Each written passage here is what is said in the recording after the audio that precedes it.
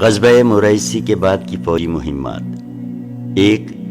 سریہ و دیار بنی کلب علاقہ دمت الجندل۔ یہ سریہ حضرت عبد الرحمن بن عوف رضی اللہ عنہ کی قیادت میں شعبان سن 6 ہجری میں بھیجا گیا۔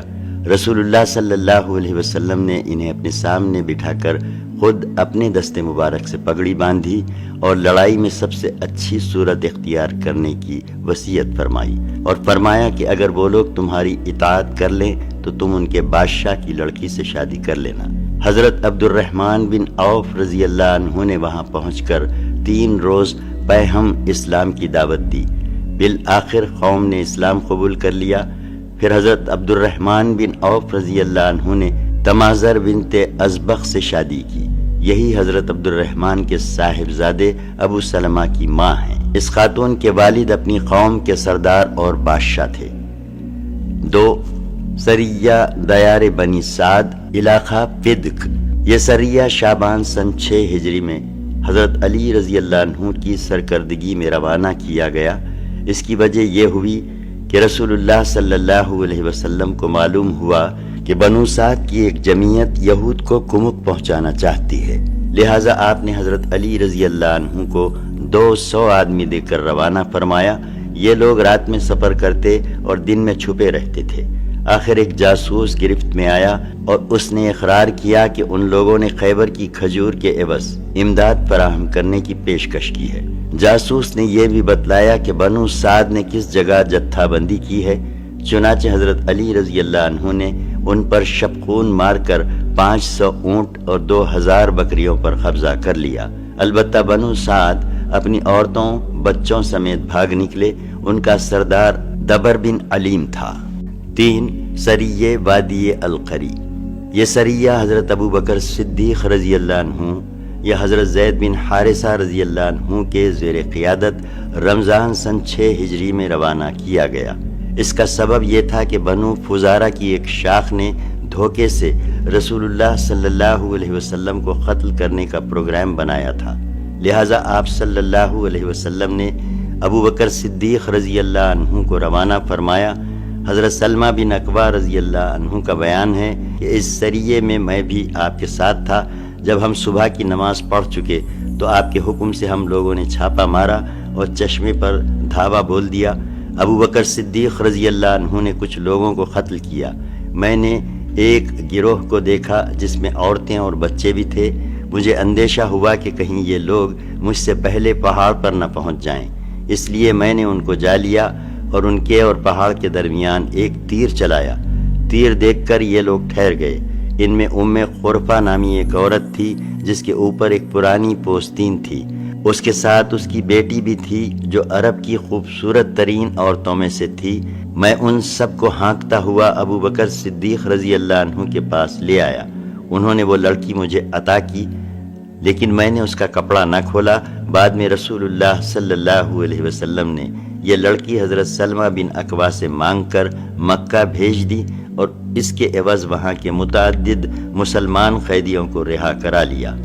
قرفہ ایک شیطان عورت تھی، نبی صلی اللہ علیہ وسلم کے قتل کی تدبیریں کیا کرتی تھی، اور اس مقصد کے لیے اس نے اپنے خاندان کے 30 سوار بھی تیار کیے تھے، لہٰذا اسے ٹھیک بدلہ مل گیا اور اس کے 30 سوار مارے گئے۔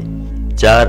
سریہ ارنیین۔ یہ سریہ شوال سن 6 ہجری میں حضرت کرز بن جابر فہری رضی اللہ عنہ کی قیادت میں روانہ کیا گیا۔ اس کا سبب یہ ہوا کہ عقل اور اورینا کے چند افراد نے مدینہ آ کر اسلام کا اظہار کیا اور مدینہ ہی میں قیام کیا، لیکن ان کے لیے مدینہ کی آب و ہوا راست نہ آئی، اور نبی صلی اللہ علیہ وسلم نے انہیں چند اونٹوں کے ساتھ چراہ گاہ بھیج دیا اور حکم دیا کہ اونٹوں کا دودھ اور پیشاب پئیں۔ جب یہ لوگ تندرست ہو گئے تو رسول اللہ صلی اللہ علیہ وسلم کے رائی کو قتل کر دیا، اونٹوں کو ہانک لے گئے اور اظہار اسلام کے بعد اب پھر کفر اختیار کیا، لہٰذا رسول اللہ صلی اللہ علیہ وسلم نے ان کی تلاش کے لیے کرز بن جابر فہری کو 20 صحابہ کی معیت میں روانہ فرمایا اور یہ دعا فرمائی کہ اے اللہ ارنیوں پر راستہ اندھا کر دے اور کنگن سے بھی زیادہ تنگ بنا دے۔ اللہ نے یہ دعا قبول فرمائی، ان پر راستہ اندھا کر دیا، چنانچہ وہ پکڑ لیے گئے، اور انہوں نے مسلمان چرواہوں کے ساتھ جو کچھ کیا تھا اس کے قصاص اور بدلے کے طور پر ان کے ہاتھ پاؤں کاٹ دیے گئے، آنکھیں داغ دی گئیں، اور انہیں حرہ کے ایک گوشے میں چھوڑ دیا گیا، جہاں وہ زمین کریدتے اپنے کیفر کردار کو پہنچ گئے۔ ان کا واقعہ صحیح بخاری وغیرہ میں حضرت انس رضی اللہ عنہ سے مروی ہے۔ اہل سیر اس کے بعد ایک اور سریے کا ذکر کرتے ہیں، جسے حضرت عمرو بن امیہ زمری رضی اللہ عنہ نے حضرت سلمہ بن اکوع کی رفاقت میں شوال سن 6 ہجری میں سر کیا تھا۔ اس کی تفصیل یہ بتائی گئی ہے کہ حضرت عمرو بن امیہ زمری ابو سفیان کو قتل کرنے کے لیے مکہ تشریف لے گئے تھے، کیونکہ ابو سفیان نے نبی صلی اللہ علیہ وسلم کو قتل کرنے کے لیے ایک اعرابی کو مدینہ بھیجا تھا۔ البتہ فریقین میں سے کوئی بھی اپنی مہم میں کامیاب نہ ہو سکا۔ اہل سیر یہ بھی کہتے ہیں کہ اسی سفر میں حضرت عمرو بن امیہ زمری نے 3 کافروں کو قتل کیا تھا اور حضرت قبیب رضی اللہ عنہ کی لاش اٹھائی تھی۔ حالانکہ حضرت قبیب کی شہادت کا واقعہ رجی کے چند دن یا چند مہینے بعد کا ہے، اور رجی کا واقعہ صفر سن 4 ہجری کا ہے۔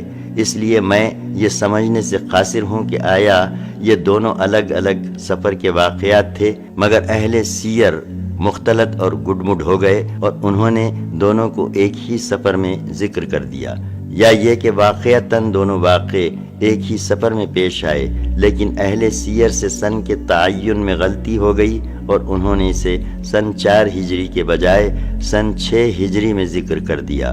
حضرت علامہ منصور پوری رحمۃ اللہ علیہ نے بھی اس واقعے کو جنگی مہم یا سریہ تسلیم کرنے سے انکار کیا ہے، واللہ اعلم۔ یہ ہیں وہ سرایا اور غزوات جو جنگ احزاب و بنی قریظہ کے بعد پیش آئے۔ ان میں سے کسی بھی سریے یا غزبے میں کوئی سخت جنگ نہیں ہوئی، صرف بعض میں معمولی قسم کی جھڑپیں ہوئیں، لہٰذا ان مہمات کو جنگ کے بجائے طلایہ گردی، فوجی گشت اور تعدیدی نقل و حرکت کہا جا سکتا ہے، جس کا مقصد ڈھیٹ بددعاؤں اور اکڑے ہوئے دشمنوں کو خوفزدہ کرنا تھا۔ حالات پر غور کرنے سے واضح ہوتا ہے کہ غزوہ احزاب کے بعد صورتحال میں تبدیلی شروع ہو گئی تھی اور اعدائے اسلام کے حوصلے ٹوٹتے جا رہے تھے۔ اب انہیں یہ امید باقی نہیں رہ گئی تھی کہ دعوت اسلام کو توڑا اور اس کی شوکت کو پامال کیا جا سکتا ہے، مگر یہ تبدیلی ذرا اچھی طرح کھل کر اس وقت رونما ہوئی جب مسلمان صلح حدیبیہ سے فارغ ہو چکے تھے۔ یہ صلح دراصل اسلامی قوت کا اعتراف اور اس بات پر مہر تصدیق تھی کہ اب اس قوت کو جزیرے نمائے عرب میں باقی اور برقرار رکھنے سے کوئی طاقت روک نہیں سکتی۔ صلح حدیبیہ ذیقعد سن 6 ہجری۔ عمرہ حدیبیہ کا سبب۔ جب جزیرے نمائے عرب میں حالات بڑی حد تک مسلمانوں کے موافق ہو گئے تو اسلامی دعوت کی کامیابی اور فتح اعظم کے آثار رفتہ رفتہ نمایاں ہونا شروع ہوئے، اور مسجد حرام میں جس کا دروازہ مشرکین نے مسلمانوں پر 6 برس سے بند کر رکھا تھا، مسلمانوں کے لیے عبادت کا حق تسلیم کیے جانے کی تمہیدات شروع ہو گئیں۔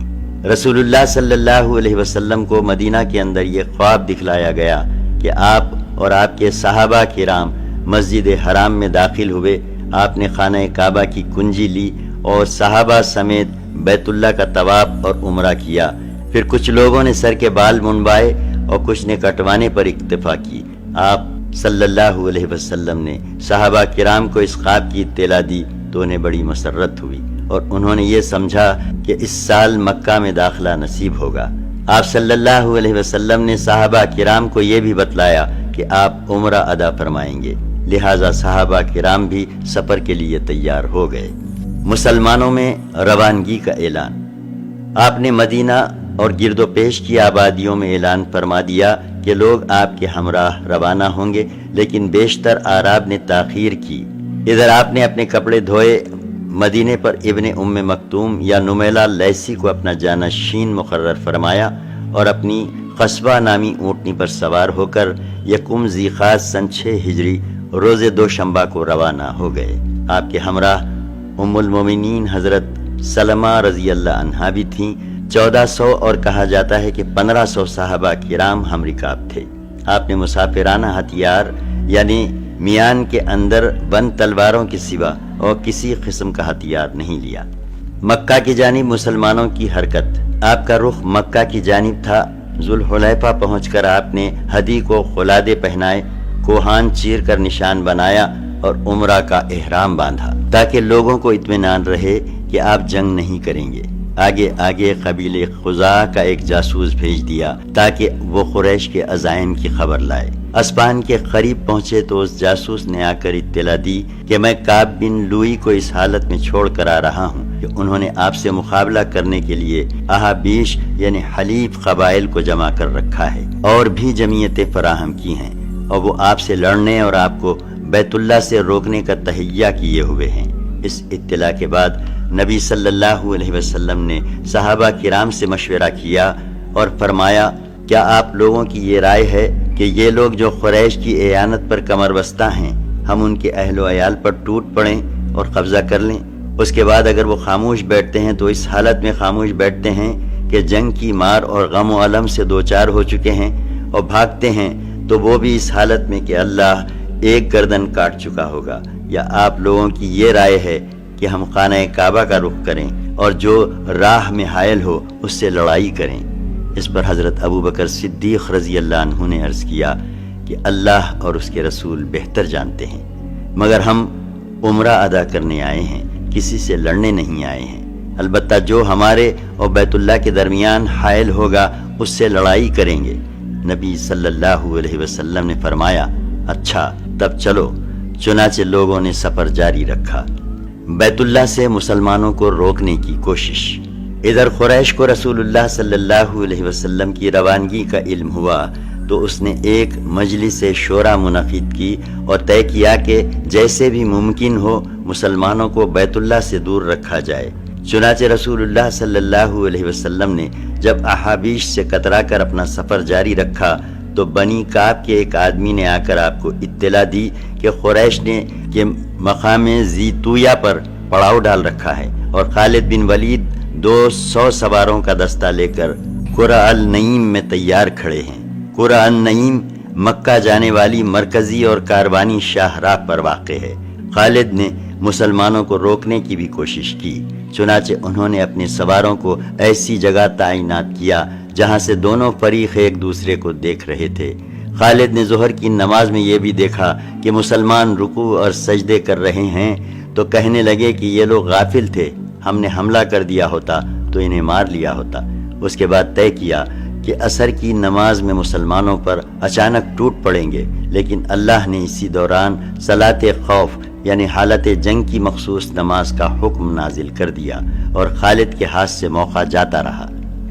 خونریز ٹکراؤ سے بچنے کی کوشش اور راستے کی تبدیلی۔ ادھر رسول اللہ صلی اللہ علیہ وسلم نے قرہ النعیم کا مرکزی راستہ چھوڑ کر ایک دوسرا پرپیچ راستہ اختیار کیا جو پہاڑی گھاٹیوں کے درمیان سے ہو کر گزرتا تھا، یعنی آپ داہنی جانب کترا کر حمش کے درمیان سے گزرتے ہوئے ایک ایسے راستے پر چلے جو سینۃ المرار پر نکلتا تھا۔ سینۃ المرار سے حدیبیہ میں اترتے ہیں اور حدیبیہ مکہ کے زیریں علاقے میں واقع ہے۔ اس راستے کو اختیار کرنے کا فائدہ یہ ہوا کہ قرہ النعیم کا وہ مرکزی راستہ جو نعیم سے گزر کر حرم تک جاتا تھا اور جس پر خالد بن ولید کا رسالہ تعینات تھا، وہ بائیں جانب چھوٹ گیا۔ خالد نے مسلمانوں کے گرد و غبار کو دیکھ کر جب یہ محسوس کیا کہ انہوں نے راستہ تبدیل کر دیا ہے تو گھوڑے کو ایڑ لگائی اور قریش کو اس نئی صورتحال کے خطرے سے آگاہ کرنے کے لیے بھاگم بھاگ مکہ پہنچے۔ ادھر رسول اللہ صلی اللہ علیہ وسلم نے اپنا سفر بدستور جاری رکھا۔ جب سینۃ المرار پہنچے تو اونٹنی بیٹھ گئی۔ لوگوں نے کہا حل حل، لیکن وہ بیٹھی ہی رہی۔ لوگوں نے کہا قصبہ اڑ گئی ہے۔ آپ نے فرمایا قصبہ اڑی نہیں ہے اور نہ اس کی یہ عادت ہے، لیکن اسے اس ہستی نے روک رکھا ہے جس نے ہاتھی کو روک دیا تھا۔ پھر آپ صلی اللہ علیہ وسلم نے فرمایا اس ذات کی قسم جس کے ہاتھ میں میری جان ہے، یہ لوگ کسی بھی ایسے معاملے کا مطالبہ نہیں کریں گے جس میں اللہ کی حرمتوں کی تعظیم کر رہے ہوں، لیکن میں اسے ضرور تسلیم کر لوں گا۔ اس کے بعد آپ صلی اللہ علیہ وسلم نے اونٹنی کو ڈانٹا تو وہ اچھل کر کھڑی ہو گئی۔ پھر آپ نے راستے میں تھوڑی سی تبدیلی کی اور اقصائے حدیبیہ میں ایک چشمے پر نزول فرمایا جس میں تھوڑا سا پانی تھا اور اسے لوگ ذرا سا لے رہے تھے۔ چنانچہ چند ہی لمحوں میں سارا پانی ختم ہو گیا۔ اب لوگوں نے رسول اللہ صلی اللہ علیہ وسلم سے پیاس کی شکایت کی۔ آپ نے ترکش سے ایک تیر نکالا اور حکم دیا کہ چشمے میں ڈال دیں۔ لوگوں نے ایسا ہی کیا۔ اس کے بعد واللہ اس چشمے سے مسلسل پانی ابلتا رہا یہاں تک کہ تمام لوگ آسودہ ہو کر واپس ہو گئے۔ بدیل بن ورقہ کا توسط۔ رسول اللہ صلی اللہ علیہ وسلم مطمئن ہو چکے تو بدیل بن ورقہ خزاعی اپنے قبیلے خزاعہ کے چند افراد کی میت میں حاضر ہوا۔ تہامہ کے باشندوں میں یہی قبیلہ خزاعہ رسول اللہ صلی اللہ علیہ وسلم کا خیر خواہ تھا۔ بدیل نے کہا، میں کعب بن لوئی کو دیکھ کر آ رہا ہوں، وہ حدیبیہ کے پرادہ پانی پر پڑاؤ ڈالے ہوئے ہیں، ان کے ہمراہ عورتیں اور بچے بھی ہیں، وہ آپ سے لڑنے اور آپ کو بیت اللہ سے روکنے کا تہیہ کیے ہوئے ہیں۔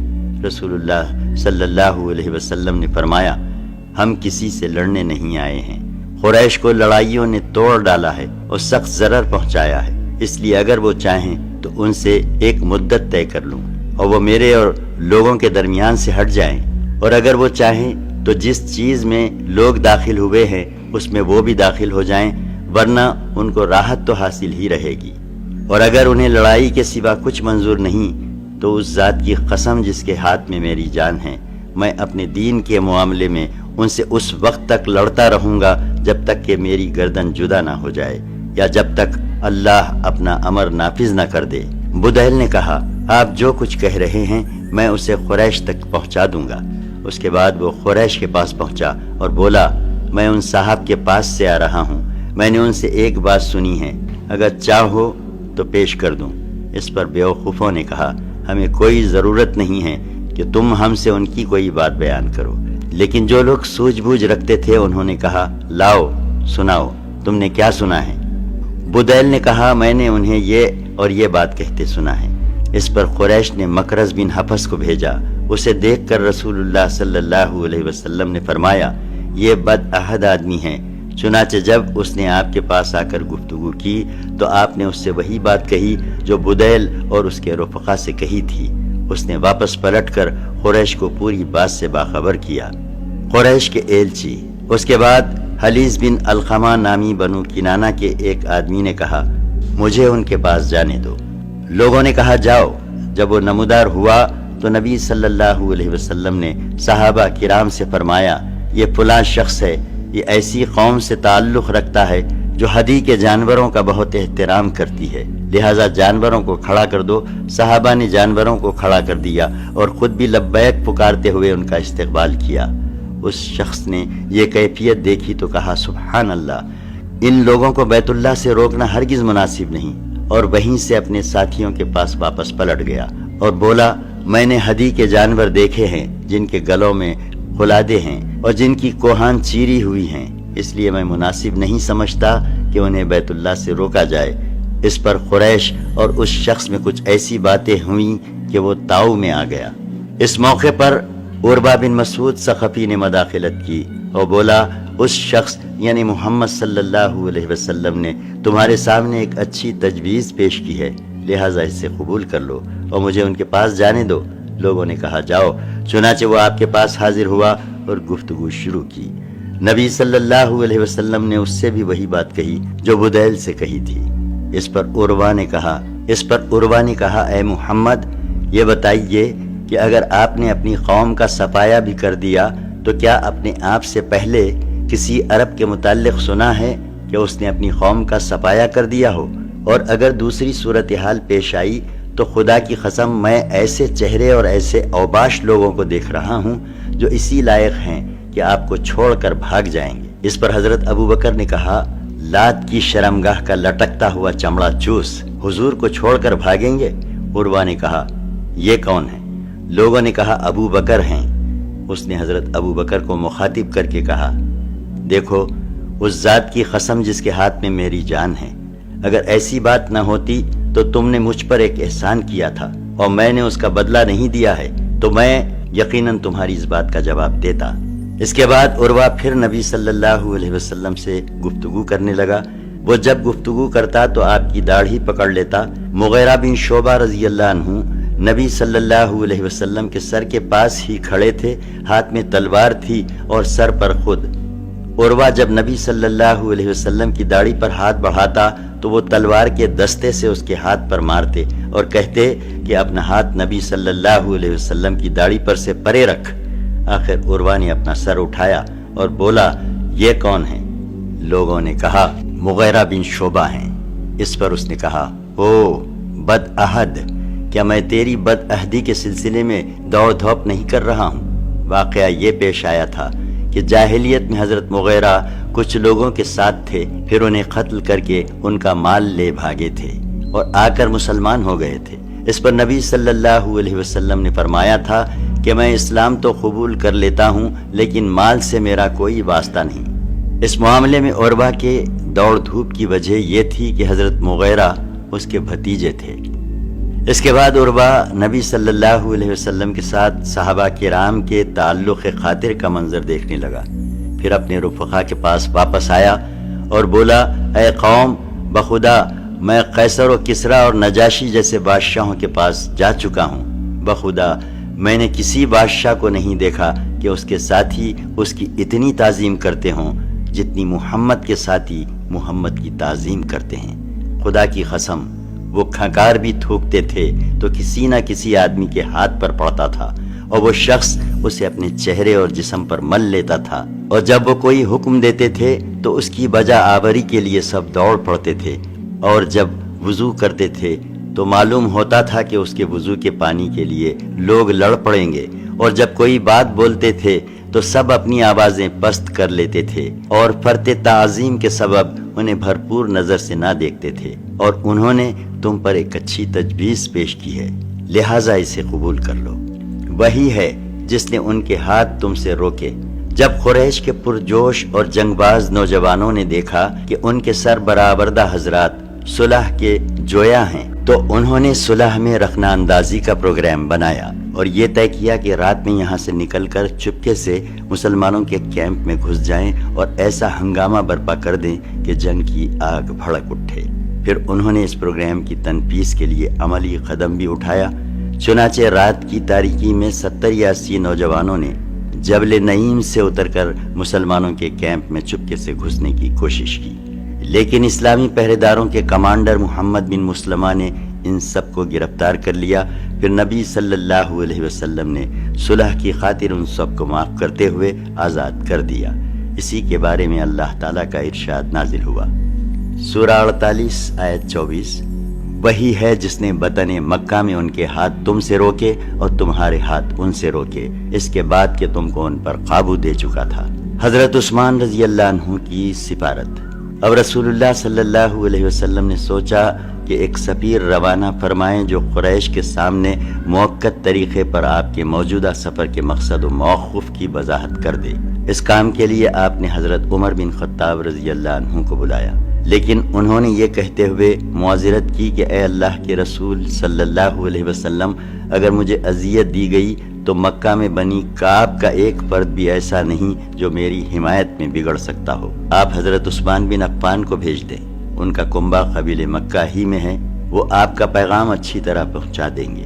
آپ نے حضرت عثمان کو بلایا اور قریش کے پاس روانگی کا حکم دیتے ہوئے فرمایا، انہیں بتلا دو کہ ہم لڑنے نہیں آئے ہیں، عمرہ کرنے آئے ہیں، انہیں اسلام کی دعوت بھی دو۔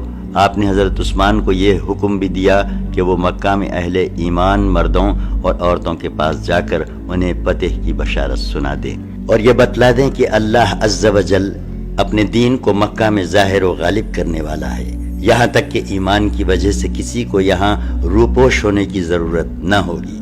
حضرت عثمان رضی اللہ عنہ آپ صلی اللہ علیہ وسلم کا پیغام لے کر روانہ ہوئے۔ مقام بلدہ میں قریش کے پاس سے گزرے تو انہوں نے پوچھا کہاں کا ارادہ ہے؟ فرمایا مجھے رسول اللہ صلی اللہ علیہ وسلم نے یہ اور یہ پیغام دے کر بھیجا ہے۔ قریش نے کہا ہم نے آپ کی بات سن لی، آپ اپنے کام پر جائیے۔ ادھر سعید بن عاص نے اٹھ کر حضرت عثمان کو مرحبا کہا اور اپنے گھوڑے پر زین کس کر آپ کو سوار کیا اور ساتھ بٹھا کر اپنی پناہ میں مکہ لے گیا۔ وہاں جا کر حضرت عثمان رضی اللہ عنہ نے سربراہان قریش کو رسول اللہ صلی اللہ علیہ وسلم کا پیغام سنایا۔ اس سے فارغ ہو چکے تو قریش نے پیشکش کی کہ آپ بیت اللہ کا طواف کر لیں، مگر آپ نے یہ پیشکش مسترد کر دی اور گوارا نہ کیا کہ رسول اللہ صلی اللہ علیہ وسلم کے طواف کرنے سے پہلے خود طواف کر لیں۔ حضرت عثمان رضی اللہ عنہ کی شہادت کی افواہ اور بیعت رضوان۔ حضرت عثمان اپنی سفارت کی مہم پوری کر چکے تھے، لیکن قریش نے انہیں اپنے پاس روک لیا۔ غالباً وہ چاہتے تھے کہ پیش آمدہ صورتحال پر باہم مشورہ کر کے کوئی قطعی فیصلہ کر لیں اور حضرت عثمان کو ان کے لائے ہوئے پیغام کا جواب دے کر واپس کریں، مگر حضرت عثمان کے دیر تک رکے رہنے کی وجہ سے مسلمانوں میں یہ افواہ پھیل گئی کہ انہیں قتل کر دیا گیا ہے۔ جب رسول اللہ صلی اللہ علیہ وسلم کو اس کی اطلاع ہوئی تو آپ صلی اللہ علیہ وسلم نے فرمایا، ہم اس جگہ سے ٹل نہیں سکتے یہاں تک کہ لوگوں سے مورکہ آرائی کر لیں۔ پھر آپ نے صحابہ کرام کو بیعت کی دعوت دی۔ صحابہ کرام ٹوٹ پڑے اور اس بات پر بیعت کی کہ میدان جنگ چھوڑ کر بھاگ نہیں سکتے۔ ایک جماعت نے موت پر بیعت کی، یعنی مر جائیں گے مگر میدان جنگ نہ چھوڑیں گے۔ سب سے پہلے ابو سینان اسدی نے بیعت کی۔ حضرت سلمہ بن اکوع نے 3 بار بیعت کی، شروع میں، درمیان میں اور آخر میں۔ رسول اللہ صلی اللہ علیہ وسلم نے خود اپنا ہاتھ پکڑ کر فرمایا، یہ عثمان کا ہاتھ ہے۔ پھر جب بیعت مکمل ہو چکی تو حضرت عثمان بھی آ گئے اور انہوں نے بھی بیعت کی۔ اس بیعت میں صرف ایک آدمی نے جو منافق تھا شرکت نہیں کی، اس کا نام جد بن قیس تھا۔ رسول اللہ صلی اللہ علیہ وسلم نے یہ بیعت ایک درخت کے نیچے لی۔ حضرت عمر دست مبارک تھامے ہوئے تھے اور حضرت ماخل بن یسار رضی اللہ عنہ نے درخت کی بعض ٹہنیاں پکڑ کر رسول اللہ صلی اللہ علیہ وسلم کے اوپر سے ہٹا رکھی تھیں۔ اسی بیعت کا نام بیعت رضوان ہے اور اسی کے بارے میں اللہ نے یہ آیت نازل فرمائی ہے۔ سورہ 48 آیت 18۔ اللہ مومنین سے راضی ہوا جبکہ وہ آپ سے درخت کے نیچے بیعت کر رہے تھے۔ صلح اور دفعات صلح۔ بہرحال قریش نے صورتحال کی نزاکت محسوس کر لی، لہٰذا جھٹ سہیل بن عمرو کو معاملات صلح طے کرنے کے لیے روانہ کیا اور یہ تاکید کر دی کہ صلح میں لازماً یہ بات طے کی جائے گی کہ آپ اس سال واپس چلے جائیں، ایسا نہ ہو کہ عرب یہ کہیں کہ آپ ہمارے شہر میں جبراً داخل ہو گئے۔ ان ہدایات کو لے کر سہیل بن عمرو آپ کے پاس حاضر ہوا۔ نبی صلی اللہ علیہ وسلم نے اسے آتا دیکھ کر صحابہ کرام سے فرمایا، تمہارا کام تمہارے لیے سہل کر دیا گیا۔ اس شخص کو بھیجنے کا مطلب ہی یہ ہے کہ قریش صلح چاہتے ہیں۔ سہیل نے آپ کے پاس پہنچ کر دیر تک گفتگو کی اور بالآخر طرفین میں صلح کی دفعات طے ہو گئیں، جو یہ تھیں: 1. رسول اللہ صلی اللہ علیہ وسلم اس سال مکہ میں داخل ہوئے بغیر واپس جائیں گے۔ اگلے سال مسلمان مکہ آئیں گے اور 3 روز قیام کریں گے۔ ان کے ساتھ سوار کا ہتھیار ہوگا، میانوں میں تلوار ہوگی اور ان میں کسی قسم کا تعرض نہیں کیا جائے گا۔ 2. 10 سال تک فریقین جنگ بند رکھیں گے۔ اس عرصے میں لوگ مامون رہیں گے، کوئی کسی پر ہاتھ نہیں اٹھائے گا۔ جو محمد صلی اللہ علیہ وسلم کے عہد و پیمان میں داخل ہونا چاہے داخل ہو سکے گا، اور جو قریش کے عہد و پیمان میں داخل ہونا چاہے داخل ہو سکے گا۔ جو قبیلہ جس فریق میں شامل ہوگا اس فریق کا ایک جزو سمجھا جائے گا، لہٰذا ایسے کسی قبیلے پر زیادتی ہوئی تو خود اس فریق پر زیادتی متصور ہوگی۔ 4.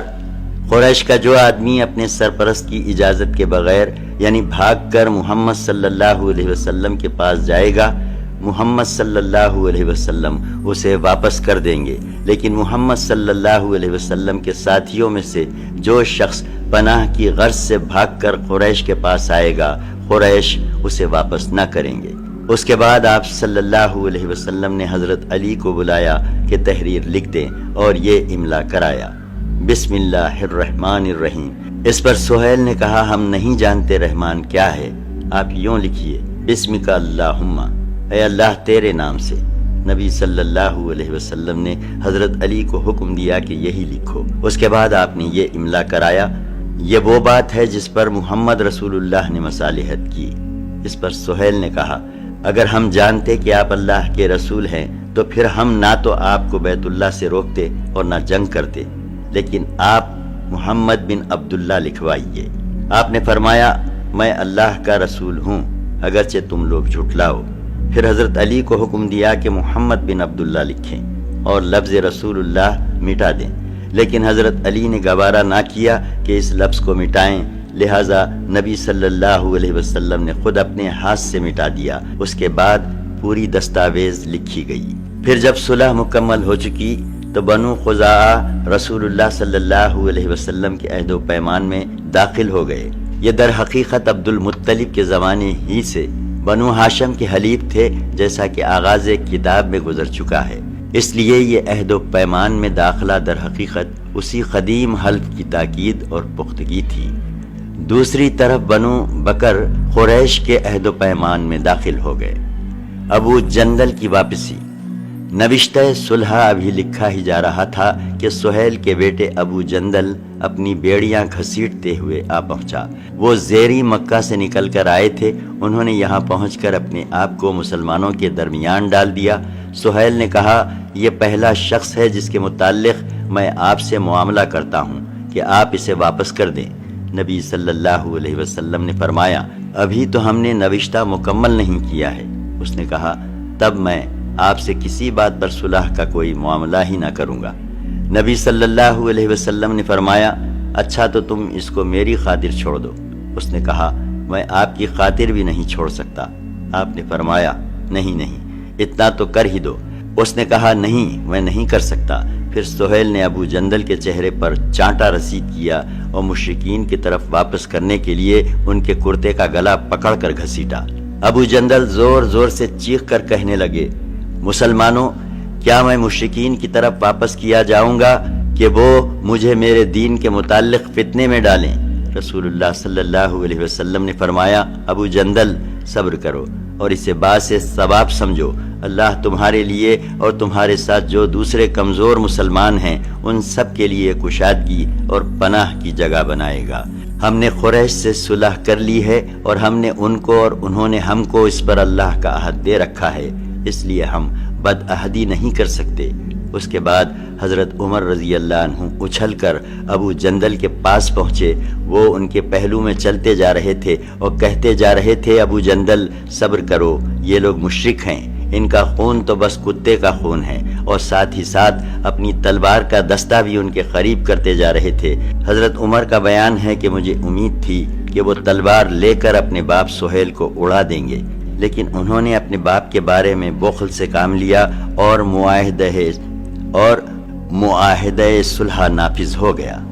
عمرہ سے حلال ہونے کے لیے قربانی اور بالوں کی کٹائی۔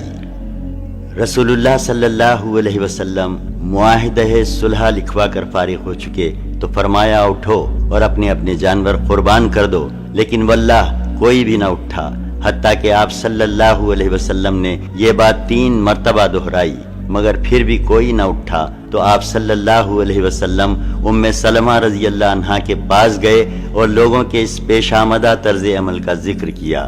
ام المومنین نے کہا یا رسول اللہ صلی اللہ علیہ وسلم کیا آپ ایسا چاہتے ہیں تو پھر آپ تشریف لے جائیے اور کسی سے کچھ کہے بغیر چپ چاپ اپنا جانور ذبح کر دیجئے اور اپنے حجام کو بلا کر سر منڈا لیجئے۔ اس کے بعد رسول اللہ صلی اللہ علیہ وسلم باہر تشریف لائے، کسی سے کچھ کہے بغیر یہی کیا، یعنی اپنا ہدی کا جانور ذبح کیا اور حجام کو بلا کر سر منڈا لیا۔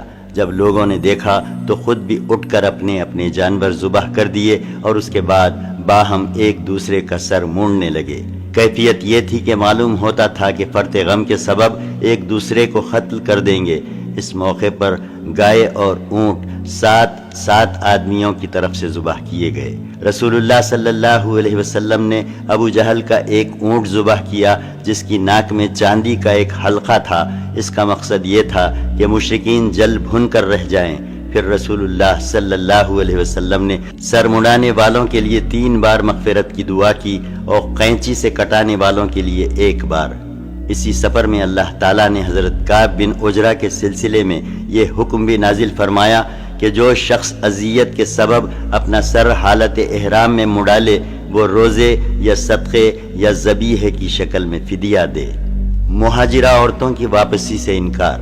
اس کے بعد کچھ مومنہ عورتیں آ گئیں، ان کے اولیاء نے مطالبہ کیا کہ حدیبیہ میں جو صلح مکمل ہو چکی ہے اس کی روح سے انہیں واپس کیا جائے، لیکن آپ صلی اللہ علیہ وسلم نے یہ مطالبہ اس دلیل کی بنا پر مسترد کر دیا کہ اس دفعہ کے متعلق معاہدے میں جو لفظ لکھا گیا تھا وہ یہ تھا، اور یہ معاہدہ اس شرط پر کیا جا رہا ہے کہ ہمارا جو آدمی آپ کے پاس جائے گا آپ اسے لازماً واپس کر دیں گے، خواہ وہ آپ ہی کے دین پر کیوں نہ ہو۔ لہٰذا عورتیں اس معاہدے پر سرے سے داخل ہی نہ تھیں۔ پھر اللہ تعالیٰ نے اسی سلسلے میں یہ آیت بھی نازل فرمائی جس کا ترجمہ ہے، یعنی اے اہل ایمان، جب تمہارے پاس مومن عورتیں ہجرت کر کے آئیں تو ان کا امتحان لو، اللہ ان کے ایمان کو بہتر جانتا ہے، بس اگر انہیں مومنہ جانو تو کفار کی طرف نہ پلٹاؤ، نہ وہ کفار کے لیے حلال ہیں اور نہ کفار ان کے لیے حلال ہیں، البتہ ان کے کافر شوہروں نے جو مہر ان کو دیے تھے اسے واپس دے دے، اور پھر تم پر کوئی حرج نہیں کہ اس سے نکاح کر لو جبکہ انہیں ان کے مہر ادا کرو، اور کافرہ عورتوں کو اپنے نکاح میں نہ رکھو۔ اس آیت کے نازل ہونے کے بعد جب کوئی مومنہ عورت ہجرت کر کے آتی تو رسول اللہ صلی اللہ علیہ وسلم کے اس ارشاد کی روشنی میں اس کا امتحان لیتے کہ یعنی اے نبی، جب تمہارے پاس مومن عورتیں آئیں اور اس بات پر بیعت کریں کہ وہ اللہ کے ساتھ کسی چیز کو شریک نہ کریں گی، چوری نہ کریں گی، زنا نہ کریں گی، اپنی اولاد کو قتل نہ کریں گی، اپنے ہاتھ پاؤں کے درمیان سے کوئی بہتان گھڑ کر نہ لائیں گی، اور کسی معروف بات میں تمہاری نافرمانی نہ کریں گی، تو ان سے بیعت کر لو اور ان کے لیے اللہ سے دعائے مغفرت کرو، یقیناً اللہ غفور الرحیم ہے۔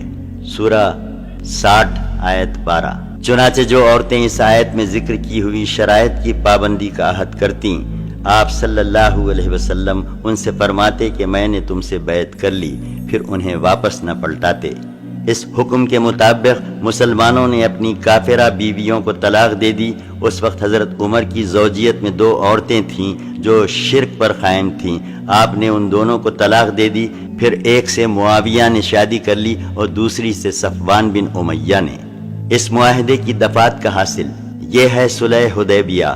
جو شخص اس کی دفعات کا ان کے پس منظر سمیت جائزہ لے گا اسے کوئی شبہ نہ رہے گا کہ یہ مسلمانوں کی فتح عظیم تھی، کیونکہ قریش نے اب تک مسلمانوں کا وجود تسلیم نہیں کیا تھا اور انہیں نیست و نابود کرنے کا تہیہ کیے بیٹھے تھے۔ انہیں انتظار تھا کہ ایک نہ ایک دن یہ قوم دم توڑ دے گی۔ اس کے علاوہ قریش جزیرۃ العرب کے دینی پیشوا اور دنیاوی صدر نشین ہونے کی حیثیت سے اسلامی دعوت اور عام لوگوں کے درمیان پوری قوت کے ساتھ حائل رہنے کے لیے کوشاں رہتے تھے۔ اس پس منظر میں دیکھیے تو صلح کی جانب محض جھک جانا ہی مسلمانوں کی قوت کا اعتراف اور اس بات کا اعلان تھا کہ اب قریش اس قوت کو کچلنے کی طاقت نہیں رکھتے۔ پھر تیسری دفعہ کے پیچھے صاف طور پر یہ نفسیاتی کیفیت کار فرما نظر آتی ہے کہ قریش کو دنیاوی صدر نشینی اور دینی پیشوائی کا جو منصب حاصل تھا اسے انہوں نے بالکل بھلا دیا تھا، اور اب انہیں صرف اپنی پڑی تھی۔ ان کو اس سے کوئی سروکار نہ تھا کہ بقیہ لوگوں کا کیا بنتا ہے، یعنی اگر سارے کا سارا جزیرۃ العرب حلقہ بگوش اسلام ہو جائے تو قریش کو اس کی کوئی پرواہ نہیں اور وہ اس میں کسی طرح کی مداخلت نہ کریں گے۔ کیا قریش کے عزائم اور مقاصد کے لحاظ سے یہ ان کی شکست فاش نہیں ہے، اور مسلمانوں کے مقاصد کے لحاظ سے یہ فتح مبین نہیں ہے؟ آخر اہل اسلام اور اعدائے اسلام کے درمیان جو خونریز جنگیں پیش آئی تھیں ان کا منشا اور مقصد اس کے سوا کیا تھا کہ عقیدے اور دین کے بارے میں لوگوں کو مکمل آزادی اور خود مختاری حاصل ہو جائے، یعنی اپنی آزاد مرضی سے جو شخص چاہے مسلمان ہو اور جو چاہے کافر رہے، کوئی طاقت ان کی مرضی اور ارادے کے سامنے روڑا بن کر کھڑی نہ ہو۔ مسلمانوں کا یہ مقصد تو ہرگز نہ تھا کہ دشمن کے مال ضبط کیے جائیں، انہیں موت کے گھاٹ اتارا جائے اور انہیں زبردستی مسلمان بنایا جائے، یعنی مسلمانوں کا مقصود صرف وہی تھا جسے علامہ اقبال نے یوں بیان کیا ہے: شہادت ہے مطلوب و مقصود مومن، نہ مال غنیمت نہ کشور کشائی۔ آپ دیکھ سکتے ہیں کہ اس صلح کے ذریعے مسلمانوں کا مذکورہ مقصد اپنے تمام اجزاء و لوازم سمیت حاصل ہو گیا، اور اس طرح حاصل ہو گیا کہ بسا اوقات جنگ میں فتح مبین سے ہمکنار ہونے کے باوجود حاصل نہیں ہو پاتا۔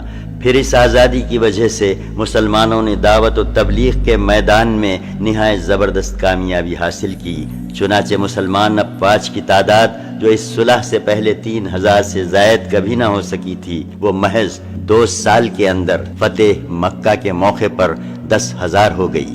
دفعہ 2 بھی در حقیقت اس فتح مبین کا ایک جزو ہے، کیونکہ جنگ کی ابتدا مسلمانوں نے نہیں بلکہ مشرکین نے کی تھی۔ اللہ کا ارشاد ہے، یعنی پہلی بار انہی لوگوں نے تم لوگوں سے ابتدا کی۔ جہاں تک مسلمانوں کی طلایہ گردیوں اور فوجی گشتوں کا تعلق ہے تو مسلمانوں کا مقصود ان سے صرف یہ تھا کہ قریش اپنے احمقانہ غرور اور اللہ کی راہ روکنے سے باز آ جائیں اور مساویانہ بنیاد پر معاملہ کر لیں، یعنی ہر فریق اپنی اپنی ڈگر پر گامزن رہنے کے لیے آزاد رہے۔ اب غور کیجئے کہ 10 سالہ جنگ بند رکھنے کا معاہدہ آخر اس غرور اور اللہ کی راہ میں رکاوٹ سے باز آنے ہی کا تو عہد ہے، جو اس بات کی دلیل ہے کہ جنگ کا آغاز کرنے والا کمزور اور بے دست و پا ہو کر اپنے مقصد میں ناکام ہو گیا۔ جہاں تک پہلی دفعہ کا تعلق ہے تو یہ بھی در حقیقت مسلمانوں کی ناکامی کے بجائے کامیابی کی علامت ہے، کیونکہ یہ دفعہ در حقیقت اس پابندی کے خاتمے کا اعلان ہے جسے قریش نے مسلمانوں پر مسجد حرام میں داخلے سے متعلق عائد کر رکھی تھی۔ البتہ اس دفعہ میں قریش کے لیے بھی تشفی کی اتنی سی بات تھی کہ وہ اس 1 سال مسلمانوں کو روکنے میں کامیاب رہے، مگر ظاہر ہے کہ یہ وقتی اور بے حیثیت فائدہ تھا۔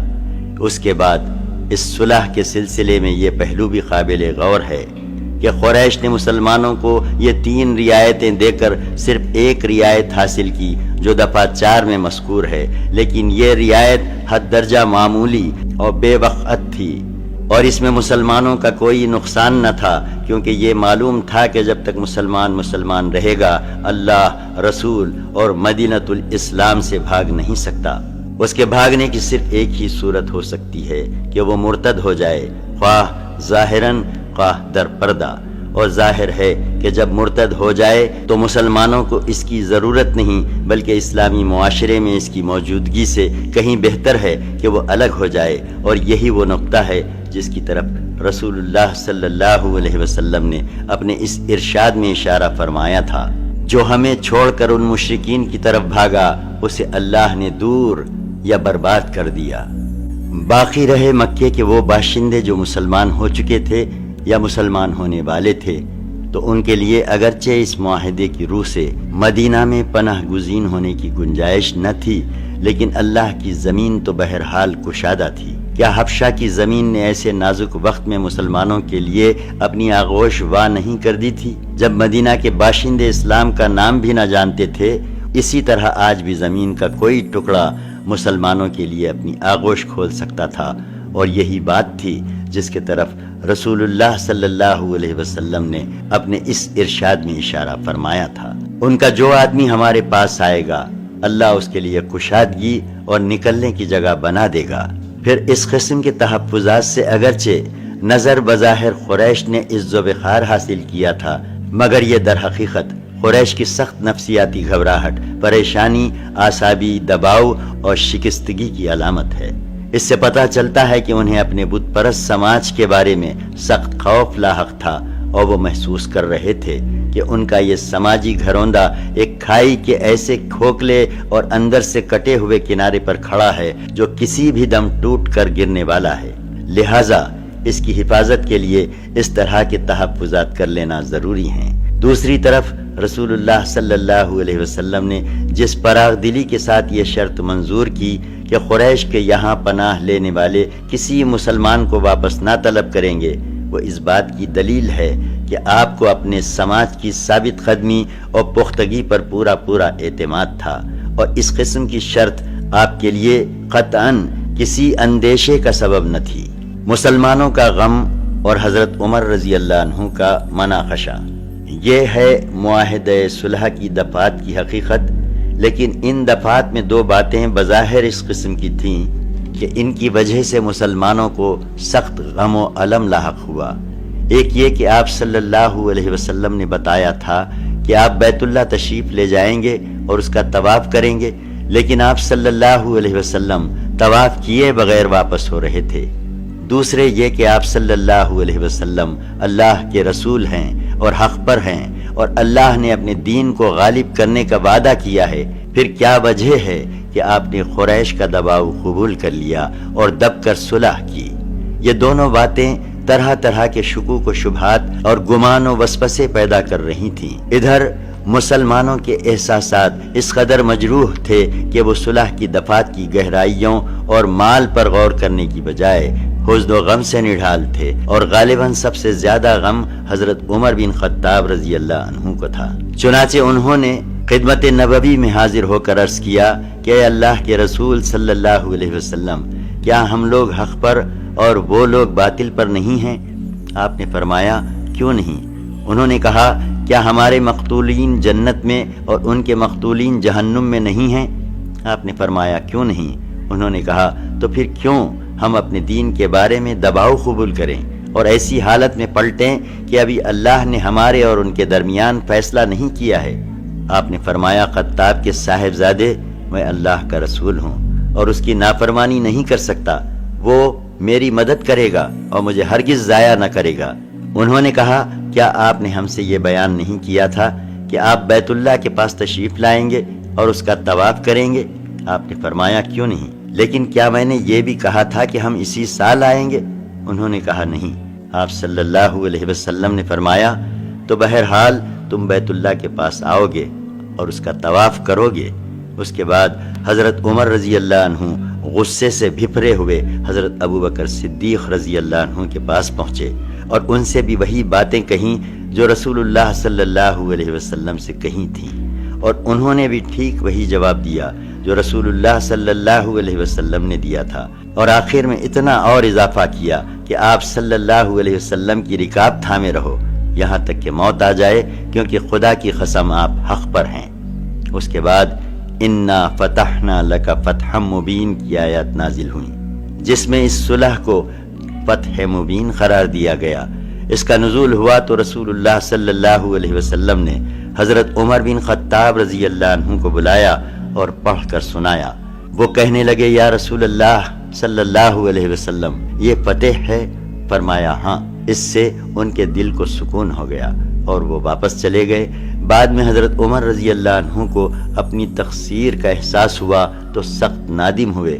خود ان کا بیان ہے کہ میں نے اس روز جو غلطی کی تھی اور جو بات کہہ دی تھی، اس سے ڈر کر میں نے بہت سے اعمال کیے، برابر صدقہ و خیرات کرتا رہا، روزے رکھتا رہا، نماز پڑھتا رہا اور غلام آزاد کرتا رہا، یہاں تک کہ مجھے اب خیر کی امید ہے۔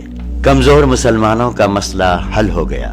رسول اللہ صلی اللہ علیہ وسلم مدینہ واپس تشریف لا کر مطمئن ہو چکے تو ایک مسلمان جسے مکہ میں اذیتیں دی جا رہی تھیں چھوٹ کر بھاگ آیا۔ ان کا نام ابو بصیر تھا۔ وہ قبیلے ثقیف سے تعلق رکھتے تھے اور قریش کے حلیف تھے۔ قریش نے ان کی واپسی کے لیے 2 آدمی بھیجے اور کہلوایا کہ ہمارے اور آپ کے درمیان جو عہد و پیمان ہے اس کی تعمیل کیجیے۔ نبی صلی اللہ علیہ وسلم نے ابو بصیر کو ان دونوں کے حوالے کر دیا۔ یہ دونوں انہیں ہمراہ لے کر روانہ ہوئے اور ذوالحلیفہ پہنچ کر اترے اور کھجور کھانے لگے۔ ابو بصیر نے ایک شخص سے کہا اے فلاں، خدا کی قسم میں دیکھتا ہوں کہ تمہاری یہ تلوار بڑی عمدہ ہے۔ اس شخص نے اسے نیام سے نکال کر کہا ہاں ہاں واللہ یہ بہت عمدہ ہے، میں نے اس کا بار بار تجربہ کیا ہے۔ ابو بصیر نے کہا ذرا مجھے دکھلاؤ میں بھی دیکھوں۔ اس شخص نے ابو بصیر کو تلوار دے دی اور ابو بصیر نے تلوار لیتے ہی اسے مار کر ڈھیر کر دیا۔ دوسرا شخص بھاگ کر مدینہ آیا اور دوڑتا ہوا مسجد نبوی میں گھس گیا۔ رسول اللہ صلی اللہ علیہ وسلم نے اسے دیکھ کر فرمایا اس نے خطرہ دیکھا ہے۔ وہ شخص نبی صلی اللہ علیہ وسلم کے پاس پہنچ کر بولا میرا ساتھی خدا کی قسم قتل کر دیا گیا اور میں بھی قتل ہی کیا جانے والا ہوں۔ اتنے میں ابو بصیر آ گئے اور بولے یا رسول اللہ صلی اللہ علیہ وسلم، اللہ نے آپ کا عہد پورا کر دیا، آپ نے مجھے ان کی طرف پلٹا دیا، پھر اللہ نے مجھے ان سے نجات دے دی۔ رسول اللہ صلی اللہ علیہ وسلم نے فرمایا، اس کی ماں کی بربادی ہو، اسے کوئی ساتھی مل جائے تو یہ تو جنگ کی آگ بھڑکا دے گا۔ یہ بات سن کر ابو بصیر سمجھ گئے کہ اب انہیں پھر کافروں کے حوالے کیا جائے گا، اس لیے وہ مدینہ سے نکل کر ساحل سمندر پر آ گئے۔ ادھر ابو جندل بن سہیل بھی چھوٹ بھاگے اور ابو بصیر سے آ ملے۔ اب قریش کا جو آدمی بھی اسلام لا کر بھاگتا وہ ابو بصیر سے آ ملتا، یہاں تک کہ ان کی ایک جماعت اکٹھا ہو گئی۔ اس کے بعد ان لوگوں کو ملک شام آنے جانے والے کسی بھی قریشی قافلے کا پتہ چلتا تو وہ اس سے ضرور چھیڑ چھاڑ کرتے اور قافلے والوں کو مار کر ان کا مال لوٹ لیتے۔ قریش نے تنگ آ کر نبی صلی اللہ علیہ وسلم کو اللہ اور خرابت کا واسطہ دیتے ہوئے یہ پیغام دیا کہ آپ صلی اللہ علیہ وسلم انہیں اپنے پاس بلا لیں اور جو بھی آپ کے پاس جائے گا مامون رہے گا۔ اس کے بعد نبی صلی اللہ علیہ وسلم نے انہیں بلوا لیا اور وہ مدینہ آ گئے۔ برادران قریش کا قبول اسلام۔ اس معاہدے صلح کے بعد سن 7 ہجری کے اوائل میں حضرت عمر بن عاص، خالد بن ولید اور عثمان بن طلحہ رضی اللہ عنہم مسلمان ہو گئے۔ جب یہ لوگ خدمت نبوی میں حاضر ہوئے تو آپ صلی اللہ علیہ وسلم نے فرمایا، مکہ نے اپنے جگر گوشوں کو ہمارے حوالے کر دیا ہے۔ دوسرا مرحلہ، نئی تبدیلی۔ صلح حدیبیہ در حقیقت اسلام اور مسلمانوں کی زندگی میں ایک نئی تبدیلی کا آغاز تھا، چونکہ اسلام کی عداوت و دشمنی میں قریش سب سے زیادہ مضبوط، ہٹ دھرم اور لڑاکا قوم کی حیثیت رکھتے تھے۔ اس لیے جب وہ جنگ کے میدان میں پسپا ہو کر امن و سلامتی کی طرف آ گئے تو احزاب کے تینوں بازوؤں قریش، غطفان اور یہود میں سے سب سے مضبوط بازو ٹوٹ گیا، اور چونکہ قریش پورے جزیرت العرب میں بت پرستی کے نمائندے اور سربراہ تھے، اس لیے میدان جنگ سے ان کے ہٹتے ہی بت پرستوں کے جذبات سرد پڑ گئے اور ان کی دشمنانہ روش میں بڑی حد تک تبدیلی آ گئی۔ چنانچہ ہم دیکھتے ہیں کہ صلح کے بعد غطفان کی طرف سے بھی کسی بڑی تگ و دو اور شور و شر کا مظاہرہ نہیں ہوا، بلکہ انہوں نے کچھ کیا بھی تو یہود کے بھڑکانے پر۔ جہاں تک یہود کا تعلق ہے تو وہ یثرب سے جلا وطنی کے بعد خیبر کو اپنی دسیسہ کاریوں اور سازشوں کا اڈا بنا چکے تھے۔ وہاں ان کے شیطان انڈے بچے دے رہے تھے اور فتنے کی آگ بھڑکانے میں مصروف تھے۔ وہ مدینہ کے گرد و پیش آباد بددعاؤں کو بھڑکاتے رہتے تھے اور نبی صلی اللہ علیہ وسلم اور مسلمانوں کے خاتمے یا کم از کم انہیں بڑے پیمانے پر زک پہنچانے کی تدبیریں سوچتے رہتے تھے۔ اس لیے صلح حدیبیہ کے بعد نبی صلی اللہ علیہ وسلم نے سب سے پہلا اور فیصلہ کن راست اقدام اسی مرکز شر و فساد کے خلاف کیا۔ بہرحال امن کے اس مرحلے پر جو صلح حدیبیہ کے بعد شروع ہوا تھا، مسلمانوں کو اسلامی دعوت پھیلانے اور تبلیغ کا کام کرنے کا اہم موقع ہاتھ آ گیا تھا۔ اس لیے اس میدان میں ان کی سرگرمیاں تیز تر ہو گئیں جو جنگی سرگرمیوں پر غالب رہیں، لہٰذا مناسب ہوگا کہ اس دور کی 2 قسمیں کر دی جائیں۔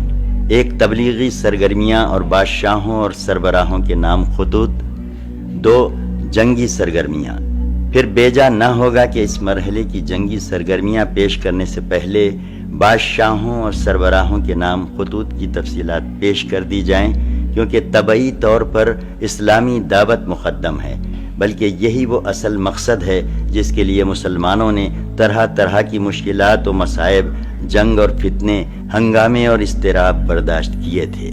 بادشاہوں اور امراء کے نام خطوط۔ سن 6 ہجری کے آخر میں جب رسول اللہ صلی اللہ علیہ وسلم حدیبیہ سے واپس تشریف لائے تو آپ صلی اللہ علیہ وسلم نے مختلف بادشاہوں کے نام خطوط لکھ کر انہیں اسلام کی دعوت دی۔ آپ صلی اللہ علیہ وسلم نے ان خطوط کے لکھنے کا ارادہ فرمایا تو آپ سے کہا گیا کہ بادشاہ اسی صورت میں خطوط قبول کریں گے جب ان پر مہر لگی ہو۔ اس لیے نبی صلی اللہ علیہ وسلم نے چاندی کی انگوٹھی بنوائی جس پر محمد الرسول اللہ نقش تھا۔ یہ نقش 3 سطروں میں تھا، محمد 1 سطر میں، رسول 1 سطر میں اور اللہ 1 سطر میں۔ شکل یہ تھی: اللہ، رسول، محمد۔ صحیح بخاری میں تفصیل موجود۔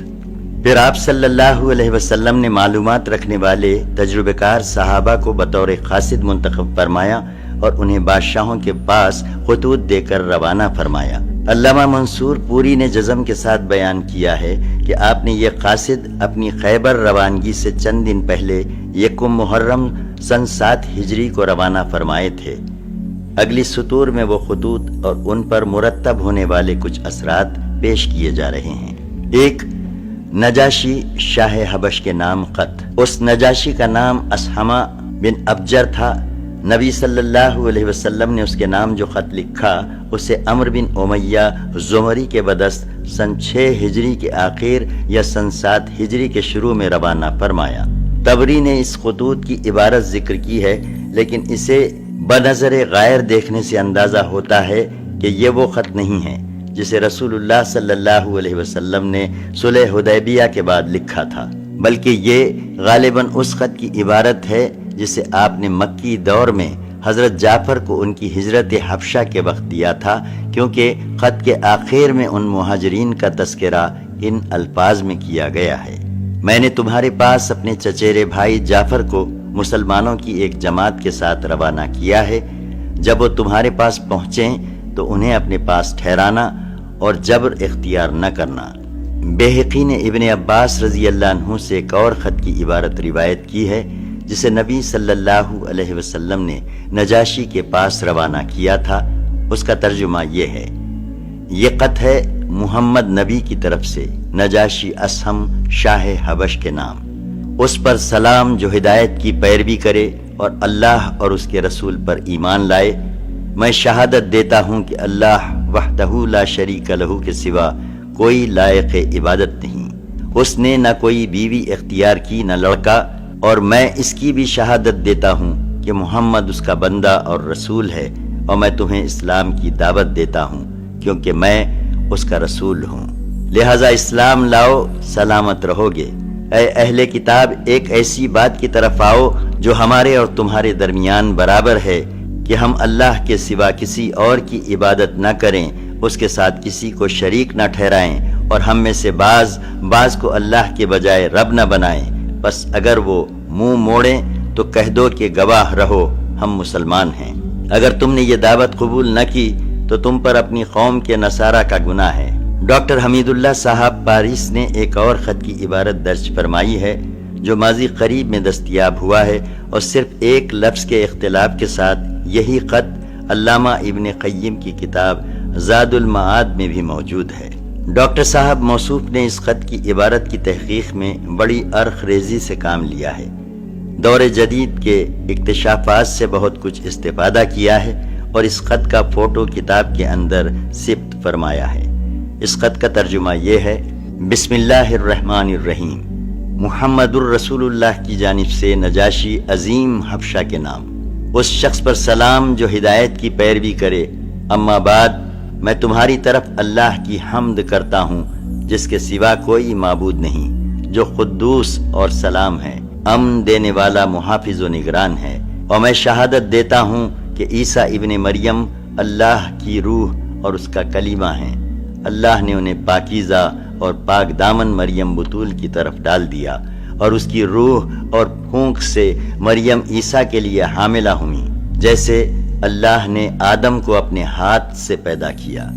میں اللہ وحدہ لا شریک لہ کی جانب اور اس کی اطاعت پر ایک دوسرے کی مدد کی جانب دعوت دیتا ہوں، اور اس بات کی طرف بلاتا ہوں کہ تم میری پیروی کرو، اور جو کچھ میرے پاس آیا ہے اس پر ایمان لاؤ، کیونکہ میں اللہ کا رسول ہوں صلی اللہ علیہ وسلم، اور میں تمہیں اور تمہارے لشکر کو اللہ عز و جل کی طرف بلاتا ہوں، اور میں نے تبلیغ و نصیحت کر دی، لہٰذا میری نصیحت قبول کرو، اور اس شخص پر سلام جو ہدایت کی پیروی کرے۔